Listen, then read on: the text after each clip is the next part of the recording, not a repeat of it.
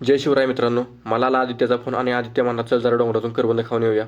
संकेत झोपला होता. संकेतला जरा उठवत बसलो. सोबत कुऱ्हाड पण घेतली कारण मऊ कधी पण गाऊ शकतं. आकाश आणि शुभमला घेतला आणि आम्ही चाललो डोंगराच्या दिशेने.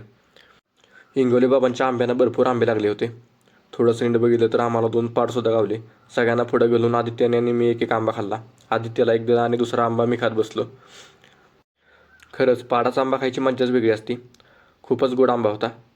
त्यानंतर आम्ही थोडंसं करवंद खात बसलो. करवंदाच्या जाळीत आम्हाला 2 पक्ष्याची अंडी दिसली. काय माहीत कोणत्या पक्षाची होती. आम्ही त्याची सुरक्षित ठेवून पुढे निघून गेलो. आणि जसं की आम्हाला दरवेळेस मावाची अपेक्षा असते, आम्हाला एक मावाचं पोळं दिसलं. आदित्य लगेच कुऱ्हाड घेऊन वर चढला आणि महू काढायला सुरुवात केली. सगळीजणं खालीच उभी होती वाट बघत, महू कधी खाली येते.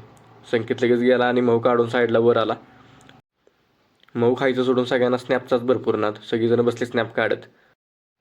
मी पण जरा 1-2 फोटो काढले आणि महू खायला सुरुवात केली.